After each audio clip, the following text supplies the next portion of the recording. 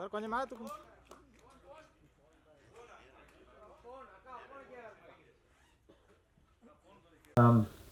இங்கே வந்து ரொம்ப ஒரு இமோஷ்னலான ஒரு தருணம் எனக்கு. ஏன்னா இந்த சினிமா துறையில் நிறைய ஜாம்பவார்கள் இங்கே என் முன்னுக்கு உட்காந்துருக்கும் போது அவங்க மத்தியில் நானும் உட்காந்துருக்கேன் அப்படின்னு நினைக்கும் போது ரொம்ப பெருமையாக இருக்குது. அடுத்து இங்கே வந்திருக்கிற அனைத்து பத்திரிகை ஊடக நண்பர்கள் எல்லாருக்குமே என்னுடைய ரொம்ப முதற்கண் வணக்கம். பிகாஸ் மக்கள்கிட்ட கொண்டு போய் சேர்க்குற ஒரு பாலமாக தான் நீங்கள் எங்களுக்கு இருக்கீங்க. ஸோ நீங்கள் அதை கரெக்டாக பண்ணும்போது நிச்சயமாக இந்த படத்துக்கு மக்களோட ஆதரவு கிடைக்கும் அப்படின்னு நான் பெரிதும் எதிர்பார்க்குறேன். ஸோ இங்கே வந்திருக்கிற விஐபிஸ் எல்லாருமே Hemaprakash sir, Robo Shankar sir, K Rajan sir, RV Udhayakumar sir, அதுக்கப்புறம் நம்மளுடைய பேரரசு சார், எல்லாருக்குமே இங்கே வந்திருக்கிற யாராச்சும் விட்டுருந்தேன்னா தயவுசெய்து மன்னிச்சிருங்க. ஸோ இங்கே வந்திருக்கிற அனைவருக்குமே வந்து ஃபர்ஸ்ட்டு ரொம்ப ரொம்ப நன்றி. பிகாஸ் இது எங்களுடைய முதல் முயற்சி, ஒரு முதல் குழந்தை மாதிரி அப்படின்னு சொல்லுவாங்க. ஏன்னா நான் சொன்னேன் சார்கிட்ட சொன்னேன், நம்ம என் கூட சேர்ந்து தயாரித்த உத்ரா ப்ரொடக்ஷனை சார்ந்த உதயகுமார், ஹரி உத்ரா. ஸோ அவர்கிட்ட சொன்னேன், சார் எப்படி நான் கொஞ்சம் நர்வஸாக இருக்கு, கொஞ்சம் சீக்கிரமாக முடிச்சிடுவா ஸ்பீச் அப்படின்னு சொன்னேன். இப்போ பாலா சாரும் அவங்களும் சொன்னாங்க, சார் கொஞ்சம் பேசுங்க, நீங்கள் இயக்குனர் ஹீரோஸும் கொஞ்சம் பேசுங்க அப்படி சொன்னாங்க. ஸோ அதனால் முடிஞ்ச அளவுக்கு என்ன கவர் பண்ண முடியும் அப்படின்னு நான் பார்க்குறேன். அதாவது ஒரு பழமொழி இருக்குது, அதாவது திரைக்கடல் ஓடியும் திரவியம் தேடு அப்படின்ட்டுன்னு. ஸோ எங்களுக்கு வந்து பார்த்திங்கன்னா நாங்கள் கடல் கடந்து இவ்வளோ பெரிய கடல் மாதிரி இருக்கிற ஒரு திரைத்துறைக்கு எங்களுடைய படமும் ஒரு சின்ன ஒரு கருவியாக இருக்கணும், பங்கு அளிக்கணும் அப்படின்னு சொல்லிட்டு தான் நாங்கள் கடலை தாண்டி இங்கே வந்திருக்கோம். திரவியம் தேடுறது, திரவியம் வந்து பணம் மட்டும் கிடையாது, மக்களுடைய அன்பு, ஆதரவு, அந்த சினிமா துறையில் எங்களுக்கும் ஒரு அங்கீகாரம் வேணும் அப்படின்றதுக்காக தான் வந்திருக்கோம். ஸோ இந்த படம் வந்து எனக்கு ரொம்ப இமோஷ்னலான ஒரு படம் அப்படின்னு சொன்னால், இந்த ப்ரொடக்ஷனை நான் தான் முதல் ஸ்டார்ட் பண்ணேன். சார் ஹரிஉத்ரா அவர் வரதுக்கு முன்னாடி இந்த படம் வந்து ஆல்ரெடி கொஞ்சம் தொடங்கிட்டோம். ஸோ அது ஏன் எனக்கு ரொம்ப இமோஷ்னல்னா, அவங்க என்னுடைய ஒய்ஃப் கௌசல்யா வந்து அஃப்கோர்ஸ் இப்போ இருக்கிற காலகட்டத்தில் உங்களுக்கு தெரியும், கல்யாணத்துக்கு அப்புறம் வந்து குழந்தைகள் இல்லைன்னா கொஞ்சம் இந்த சொசைட்டியில் ஒரு சின்ன ப்ரெஷர் இருக்கும், அது அறிந்தும் அறியாமலே நம்மளை தாக்கும். ஸோ அப்போ ஒரு சின்ன கேப் விழுவும் அப்போ நான் சொன்னேன், லைக் நம்மளுக்கு கொஞ்சம் ஒரு சின்ன ஒரு டைவர்ட் பண்ணுறதுக்கு அவங்க வந்து என்கிட்ட சொன்னாங்க, நம்ம ஏன் நான் ஒரு கதை எழுதுகிறேன், ஒரு படம் பண்ணலாமே அப்படின்னு சொன்னாங்க.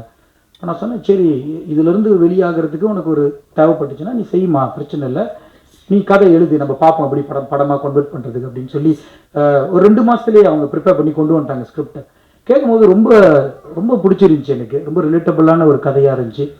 ஸோ அப்போ நான் சொன்னேன், சரி நம்ம ப்ரொடக்ஷன் ஸ்டார்ட் பண்ணலாம், இதை நம்ம படமாக பண்ணலாம், பட் எனக்கு கொஞ்சம் கெப்பாசிட்டி வேணும் அப்படின்ற மாதிரி பண்ண ஆரம்பிக்கும் போது தான், அப்போ அந்த டைமில் படம் ஸ்டார்ட் பண்ணிகிட்டு இருக்கோம். அப்போ இன்னும் நம்ம சார் இன்னும் வரலை உள்ளுக்கு பிக்சரில் பண்ணிகிட்டு இருக்கும்போது, அப்போ அவங்க திடீர்னு ஒரு நாள் வந்து எனக்கு சொல்கிறாங்க, இந்த மாதிரி ஒரு சர்ப்ரைஸ் இருக்குது, அப்படி வீட்டுக்கு போகணுன்னு சொன்னாங்க. டெஸ்ட் பண்ணேன், பாசிட்டிவ், குழந்தை வரப்போகிறாங்க அப்படின்னு சொன்னோன்னே அவங்க என்ன சொன்னாங்கன்னா 2வது குழந்தை வரப்போகிறாங்க அப்படின்ட்டுன்னு. இப்போ நான் கொஞ்சம் நேரத்தில் யோசிக்க ஆரம்பிச்சிட்டேன், என்னது 2வது குழந்தையா அப்படின்ட்டுன்னு. அப்போ அதுக்கு அவங்க சொன்னாங்க, எனக்குள்ளே வந்து 2 கரு இருக்குது, ஒன்று இந்த குழந்தை, இதுக்கு முன்னுக்கு வந்த அந்த கண்ணீரா கதை அந்த கரு. ஸோ எப்போதுமே எனக்கு வந்து கண்ணீரா தான் முதல் குழந்தை அப்படின்ற மாதிரி சொல்லும்போது ரொம்ப இமோஷ்னலாக நான் ஆகிட்டேன். சரி இந்த படத்தில் ஒரு பெரிய கனெக்ஷன் நடக்கும், இதை கண்டிப்பாக எடுத்து செய்வோம், அவங்களுக்காக செய்வோம் அப்படின்னு சொல்லிட்டு என்ன ஒன்று நான் சொன்னேன், நீங்கள் கதை எழுதிட்டீங்க, நீங்களே பண்ணுங்கள், நீங்களே வந்து இந்த படத்தை டைரக்ட் பண்ணுங்கள் அப்படின்னு தான் முதல் சொன்னேன். பட் ஆஃப்கோர்ஸ் அந்த ப்ரெக்னென்சி டைமில் வந்து கொஞ்சம் முன்ன பின்ன இருக்கும் ஹெல்த் அப்படின்ட்டுன்னு. ஸோ அந்த டைமில் வந்து அவங்க சொன்னாங்க, இல்லை எனக்கு தெரியல சுச்சுவேஷன், நீங்கள் டைரக்ட் பண்ணுங்கள், நான் இணை இயக்குனராக இருக்கேன் அப்படின்னு சொன்னாங்க. சரி அவங்க சுச்சுவேஷன் புரிஞ்சுட்டு நான் படத்தை டைரக்ட் பண்ண ஆரம்பித்தேன், படத்தில் ட்ராவல் பண்ண ஆரம்பித்தோம். ஸோ படம் ஷேப் அப் பண்ணிகிட்டு இருக்கும்போது அஃப்கோர்ஸ் இது வந்து கொஞ்சம் பெரிய ஸ்கேலில் போனோம், மலேசியாவில் பண்ணிகிட்டு இருக்கும்போது அப்போ தான் வந்து எனக்கு நம்ம பாலா பிரதரும் ஹரி உத்ரா சாரும் பழக்கம். ஸோ அவங்கக்கிட்ட இதை பற்றி பேசும்போது, இந்த படத்தை அடுத்து எப்படி கொண்டு போகலான்னு பேசும்போது ஒரு கனெக்ஷன் தான், கடவுள் கொடுத்த ஒரு வரம் தான். அவங்க உள்ளுக்கு வந்து இந்த ப்ரொடக்ஷனை என்னோட சேர்ந்து பயணித்து இந்த படத்தை இப்போ முடித்து, இப்போ என்னோடய ஒய்ஃப் அப்புறம் நல்ல நண்பர்கள் 2 பேர், ஒரு 2 கண்கள் மாதிரி எனக்கு. ஏன்னா இவங்க இல்லாமல் டெஃபினெட்லி தமிழ்நாட்டில் இந்த படம் உங்கள் முன்னுக்கு இன்னும் கொஞ்சம் நாளில் தியேட்டரில் ரிலீஸ் ஆக போகுது, அது சாத்தியமே இல்லை. எல்லாமே இவங்களுடைய பேரன்பு தான் அப்படின்னு நான் சொல்லுவேன். ஸோ இதை தாண்டி இந்த படத்தை சக்ஸஸ்ஃபுல்லாக முடிச்சுட்டு சில ஃபெஸ்டிவல்ஸில் வந்து நம்ம ரிலீஸ் பண்ணிகிட்டு இருந்தாங்க மலேசியாவில். பிகாஸ் என்னென்னா டைரெக்டாக ஆடியன்ஸ்கிட்ட போயிட்டு நம்ம ரிவ்யூஸ் எப்படி எடுக்கலாம் அப்படின்ற ஒரு அடிப்படையில் பண்ணும்போது அப்போ எங்களுக்கு கிடைச்ச ஒரு நிறைய ரிவ்யூஸ் பாசிட்டிவாக கிடச்சிச்சு. ஸோ அதில் ஒரு முக்கியமான ஒரு ரிவ்யூ வந்து நான் உங்ககிட்ட பகிர்ந்துக்கு ஆசைப்பட்றேன். என்னென்னா ஒரு ஒரு ஒரு அங்கிள் எனக்கு கால் பண்ணிட்டு சொன்னார், ஐயா உங்கள் படம் பார்த்தோம், எனக்கு ரொம்ப பிடிச்சிருந்துச்சி, நான் அங்கே கேட்டு நம்பர் வாங்கி உங்களுக்கு கால் பண்ணுறேன், உங்ககிட்ட கொஞ்சம் நேரம் பேசலாமா அப்படின்னாரு. சொன்னேன், சரி அங்கிள் சொல்லுங்கள் அங்கிள், ரொம்ப சந்தோஷம் படத்தை பார்த்து உங்களுக்கு பிடிச்சிருக்குன்னு சொல்லியிருக்கீங்க. இல்லையா இந்த படத்தை பார்த்துட்டு என் மனசில் தோணுனதை நான் உங்ககிட்ட சொல்கிறேன் அப்படின்னாரு. சொல்லுங்கள் அங்கிள் அப்படின்னேன். ஒரு 30 வருஷத்துக்கு முன்னாடி இந்த படத்தை நான் பார்த்துருந்தேன்னா கண்டிப்பாக என் லைஃப்பை கொஞ்சம் நான் மாற்றிருப்பேன், என்னுடைய கல்யாண வாழ்க்கையில் ஏதாவது ஒரு சேஞ்ச் நான் பண்ணியிருந்திருப்பேன் அப்படின்னு சொன்னார். எனக்கு அப்போ கொஞ்சம் ஆச்சரியம், என்ன சொல்கிறாரு அங்கிள் அப்படி அப்படின்னு கொஞ்சம் குழப்பமாக தான் இருந்துச்சு.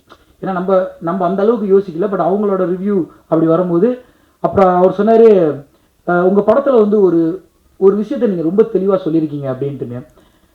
என்ன அங்கிள் அப்படின்னு கேட்டேன்.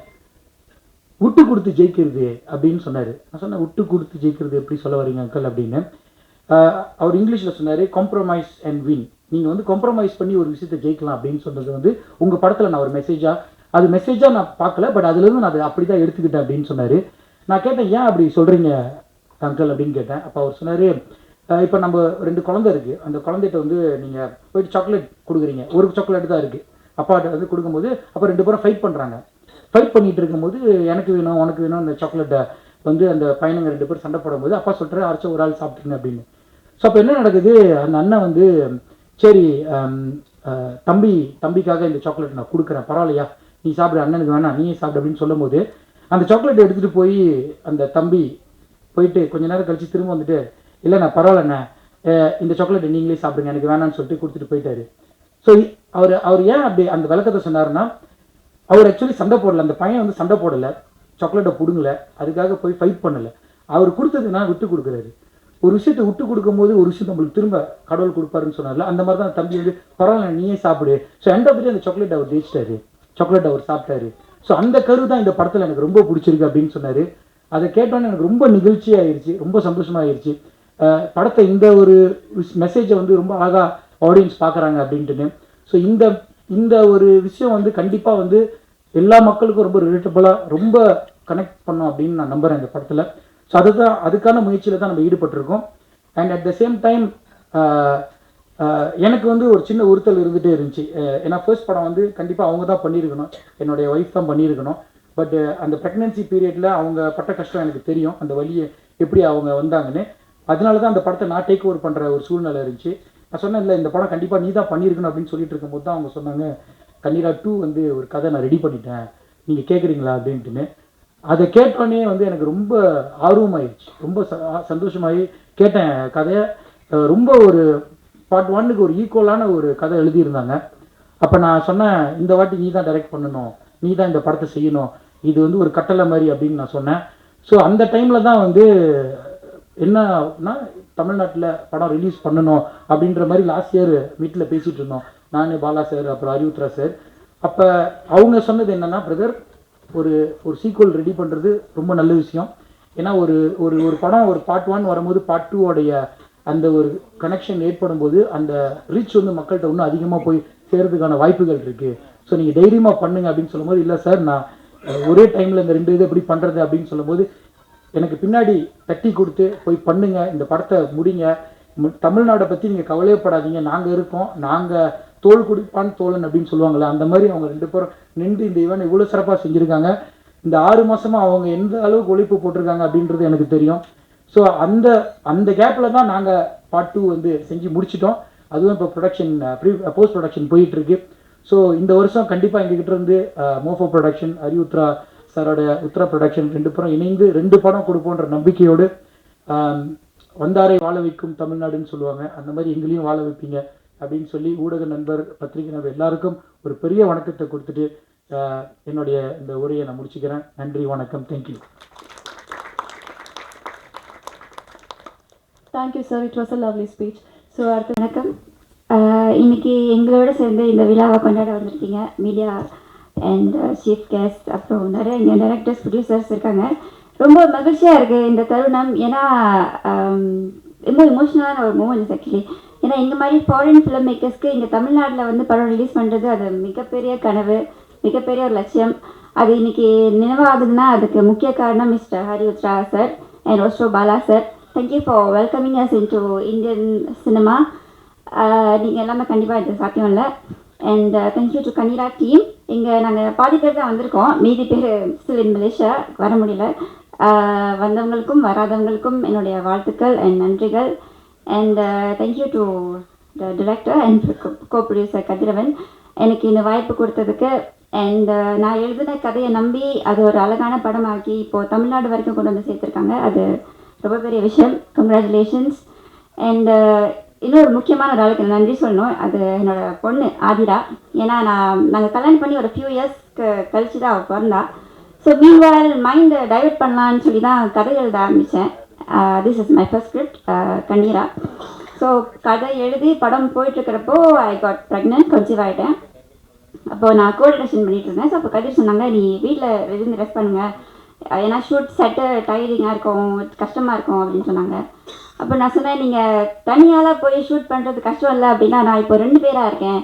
ஸோ எனக்கு ஆக்சுவலி எக்ஸ்ட்ராவாக ஒரு எனர்ஜி இருக்குது, எக்ஸ்ட்ராவாக ஒரு சக்தி இருக்குது. So how can I be weaker than any time before அப்படின்னு சொல்லிட்டு then we somehow continue the shoot. So I would like to thank my daughter for being the strength and giving me the endurance to complete the shoot. And அவங்க எனக்கு வரல, மலேசியாவில் இருக்காங்க. So I would like to dedicate this very special moment to her. And இந்த படம் வெற்றி அடையணும் அப்படின்னு நான் கடவுளை வேண்டிக்கிறேன். And thank you universe for making this happen. Thank you very much.